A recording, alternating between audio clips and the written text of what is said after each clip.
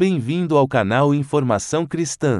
O nosso desejo é que você seja abençoado, e que se possível nos abençoe também, se inscrevendo, dando um like, e compartilhando com mais pessoas, para que essas mensagens alcancem o maior número de vidas. Ajude o canal Informação Cristã a crescer, para que o nosso trabalho alcance o nosso objetivo de evangelização. Muito obrigado e que Deus te abençoe.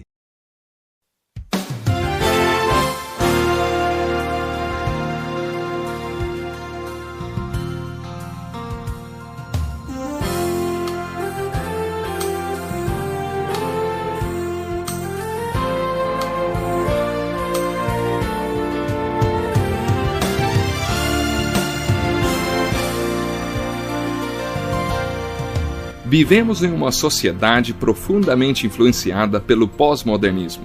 Estamos na era das muitas ideias, conceitos e valores. Como viver em família nesta era? Como criar filhos nesta época, quando parece que eles é que sabem de tudo?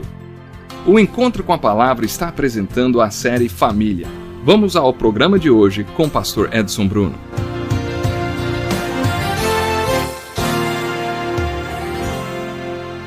Estou muito feliz por ter a sua atenção para mais um Encontro com a Palavra. Estamos estudando o casamento e família sob a luz bíblica. Nosso objetivo com esta série de estudos não é encher sua cabeça de informações, mas sim transmitir lições práticas que mudem sua maneira de ver a vida, de agir e que melhore o seu relacionamento familiar. Antes de começar, gostaria de orar, sabe? Deus, eu quero agradecer por essa oportunidade maravilhosa de estarmos aqui. Eu sei que muitos que estão me ouvindo estão passando por dificuldades nas suas famílias. Eu quero te pedir, Senhor, que venhas fazer milagres nesses lares. E por favor, Senhor, me use durante esse estudo para comunicar as tuas verdades. Eu oro no nome de Jesus. Amém, Senhor. Amém. No programa anterior estávamos falando sobre níveis de comunicação e chegamos ao nível mais profundo deles, que é falar sobre quem você foi, o que você é e qual sua posição em relação ao que você acha que deveria ser e estar. Vimos como é complicado, mas possível chegar e manter esse nível de comunicação dentro do casamento. Uma outra maneira de manter um nível de comunicação profundo é aprendendo a lidar com a raiva. A raiva é uma emoção muito interessante. Gostaria de saber o que você, como cristão, acha desse sentimento. Você acha que a palavra de Deus permite que o homem cheio do Espírito Santo fique com raiva? Pense nisso por um minuto. Depois que Ginny e eu nos casamos, eu precisei de anos para responder a essa pergunta, diz Pastor Dick. Já falei sobre isso com vocês. Eu era um homem cheio de rancor e raiva. Estava sempre bravo. Tive que aprender muito sobre esse sentimento para poder lidar com ele. Nunca vou me esquecer da vez que dei um murro no rádio e ele ficou com um buraco bem no meio. Eu falei isso para vocês já. Parecia que tinha caído uma bomba bem no meio do rádio. Depois de alguns anos, nós nos mudamos para a Flórida. Minha mulher levou esse rádio e o colocou na cabeceira da nossa cama. Ela punha o rádio para funcionar só para servir como um lembrete do que eu já tinha feito. Na época, eu tentei explicar para ela que eu não estava com raiva dela. Eu estava furioso com o gerente do banco que me humilhou, fazendo-me confessar que estava sendo um péssimo administrador das minhas finanças só porque eu tentava conseguir um empréstimo. Não importava o que ela dissesse, a minha raiva era porque realmente eu administrei mal o nosso dinheiro. Quando estudamos esse sentimento, a raiva, devemos fazer duas perguntas. Por que eu estou com raiva? E de quem eu estou com raiva? Devemos nos perguntar qual é a fonte de nossa raiva e qual é o verdadeiro objeto dela. Raramente o objeto da raiva é a pessoa que está sendo vítima dela. Geralmente você está com raiva de você mesmo. Como foi o meu caso? Pode ser que você esteja com raiva do seu chefe e não possa dar um murro na cara dele, então você esmurra a primeira coisa que aparece na sua frente. Na verdade, você não está com raiva da sua mulher e nem do rádio. Vamos ler Efésios capítulo 4, versículos 26, 27, 30 e 31 para esclarecermos um pouco mais esse assunto. Diz assim: quando vocês ficarem irados, não pequem. Apaziguem a sua ira antes que o sol se ponha, e não deem lugar ao diabo. Não entristeçam o Espírito Santo de Deus, com o qual vocês foram selados para o dia da redenção. E aqui está a fórmula. Livrem-se de toda amargura, indignação e ira, gritaria e calúnia, bem como de toda maldade. Parece bem claro que Deus não permite que o crente cheio do Espírito Santo fique com raiva. Algumas traduções dizem: irai-vos e não pequeis. Muita gente se aproveita desta tradução para ficar sempre irado, né? Irai-vos. Existe o tempo certo para ficar irado? Não foi isso que Deus falou. Uma tradução mais bem feita diz: quando vocês ficarem irados, não pequem. Deus é realista o suficiente para saber que você vai ficar irado. Você vai ficar com raiva um dia. Não deixe que a raiva o leve ao pecado, e nunca deixe que o sol se ponha sobre ela. O versículo 31 diz: livrem-se de toda amargura, indignação e ira, gritaria e calúnia, bem como de toda maldade. Mas se voltarmos a Gênesis capítulo 4, encontramos uma história que serve como ilustração para o que estamos falando sobre lidar com a raiva. Passado algum tempo, Caim trouxe do fruto da terra uma oferta ao Senhor. Abel, por sua vez, trouxe as partes gordas das primeiras crias do seu rebanho. O Senhor aceitou com agrado Abel e a sua oferta, mas não aceitou Caim e a sua oferta. Por isso Caim se enfureceu e o seu rosto se transtornou. Em outra tradução, no lugar de transtornou, diz: descaiu-lhe o semblante. Ambas traduções querem dizer que ele ficou deprimido, mas o texto continua. O Senhor disse a Caim: por que você está furioso, hein? Por que se transtornou o teu rosto? Se você fizer o bem, não será aceito? Mas se você não o fizer, saiba que o pecado o ameaça à porta. Ele deseja conquistá-lo, mas você deve dominá-lo. Disse, porém, Caim a seu irmão Abel: vamos para o campo. Quando estavam lá, Caim atacou seu irmão Abel e o matou. Então o Senhor perguntou a Caim: onde é que está o seu irmão Abel? E respondeu ele: não sei. Sou eu responsável por meu irmão? Disse o Senhor: o que foi que você fez?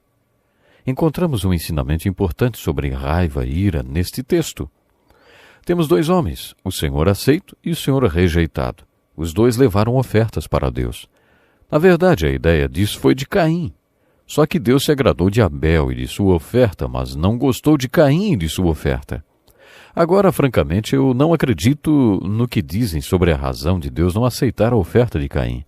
Ele era um fazendeiro e trouxe do fruto da terra. Abel era um pastor e trouxe um animal. Muitos dizem que foi porque a oferta de Abel era um sacrifício de sangue e a de Caim não. Mas até esse ponto da Bíblia não havia nenhuma referência a ofertas e sacrifício de sangue. Acho que a ênfase aqui está mais nos homens do que na oferta deles. Um deles é aceito, por isso Deus aceita a sua oferta. O outro não é. E por isso Deus não aceita a sua oferta. Mas o drama continua. O Senhor aceito passa em frente do Senhor rejeitado e o Senhor rejeitado o mata. Ele o espanca até a morte. Deus se aproxima de Caim e pergunta: por que você está tão bravo? Você está deprimido? E depois vem uma boa pergunta: Você acha que não será aceito se fizer o que é certo? Mas se você não se controlar, isso pode destruir você. Para mim, este é um grande ensinamento sobre a raiva. Naquele dia que senti raiva, não era contra a minha mulher. Eu estava com raiva de mim mesmo, porque não tinha sido aceito em razão de não ter gerenciado bem minhas finanças. Mas Deus precisava me perguntar: por que é que você está com raiva, hein? Por que você esmurrou aquele rádio? Depois veio a maior lição de todas. Acerte-se com Deus, aprenda a trabalhar com suas finanças e você poderá se aceitar melhor e ser aceito por Deus e por todo mundo. Mas se você não resolver isso, vai continuar arrebentando rádios por aí ou batendo nos abéus que encontrar pela frente, e isso vai destruir você. Para mim, isso é raiva. Temos que falar sobre mais um texto tirado de Efésios. Paulo diz: quem ama sua mulher ama a si mesmo. O que você acha disso, hein? Vamos ver. Se nessa história eu tivesse me amado, teria também capacidade para amar minha mulher. Mas como eu não me amei, estava me achando um nada, acabei demonstrando raiva contra ela. Acabei me dando conta de que amava minha mulher e meus filhos, mas nem sempre tinha expressado meu amor por eles, especialmente quando eu não me amava. Quando, por qualquer razão, eu estava para baixo, não conseguia demonstrar meu amor por eles. Então tinha que me recompor para ter minha autoestima de volta. Quando tentamos compreender nosso cônjuge e entender a importância da diferença entre os sexos, a importância do passado e de tudo que já vimos, temos também que entender a importância de uma autoestima verdadeira. Em Mateus 22, 35 a 40, um advogado faz uma pergunta a Jesus que resultou em uma grande declaração dele. A pergunta do advogado foi: qual é o maior mandamento da lei, hein? E Jesus respondeu: ame o Senhor, o seu Deus, de todo o coração, de toda a sua alma e de todo o seu entendimento. Esse é o primeiro e maior mandamento. E o segundo é semelhante a eles: ame o seu próximo como a si mesmo. Desses dois mandamentos dependem toda a lei e os profetas. Com isso, Jesus está dizendo que há 3 direções de vida para as quais você deve olhar para ser feliz e completo. Você precisa olhar para cima, para dentro e ao redor. Se você faz isso, consegue ser uma pessoa equilibrada e completa. Neste texto, Jesus está dizendo: olhe para cima e ame a Deus. Depois ele disse: olhe ao redor e ame o seu próximo como a você mesmo. Quer dizer que você deve olhar para você mesmo e se amar. Amar a você mesmo não quer dizer entrar em autodevoção quando se enxergar no espelho. Muita gente acha que é isso. Tem um amigo que por muito tempo foi viciado. No processo de recuperação, ele teve que aprender 3 coisas: amar a Deus plenamente, amar a si mesmo corretamente e amar ao próximo incondicionalmente.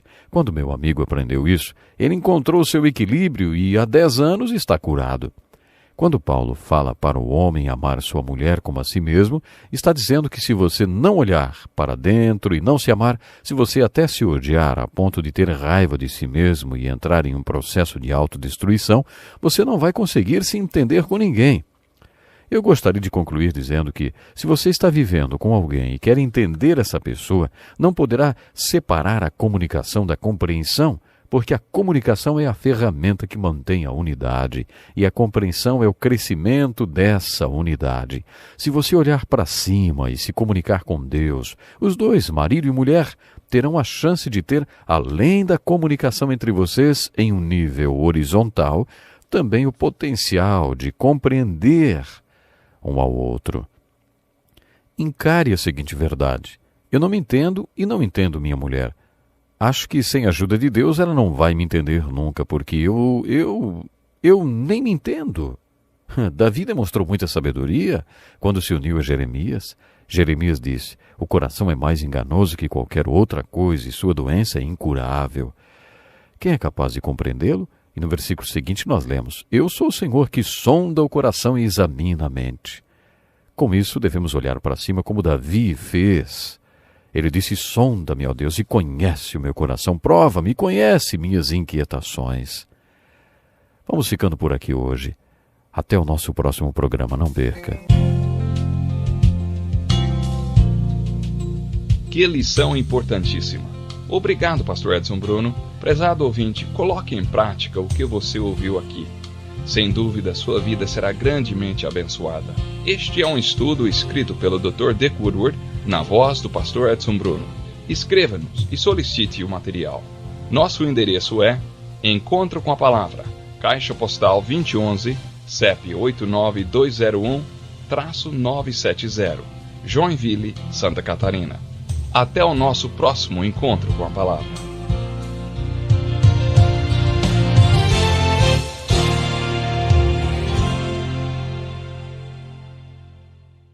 Obrigado por ter assistido um vídeo do nosso canal Informação Cristã. Esperamos que ele tenha edificado a sua vida e também da sua família. Pedimos que por favor se inscreva no nosso canal, dê um like e compartilhe esse vídeo para o maior número de pessoas, para que elas também sejam edificadas e alcançadas pela palavra do nosso Deus. Que Deus te abençoe e até o próximo vídeo.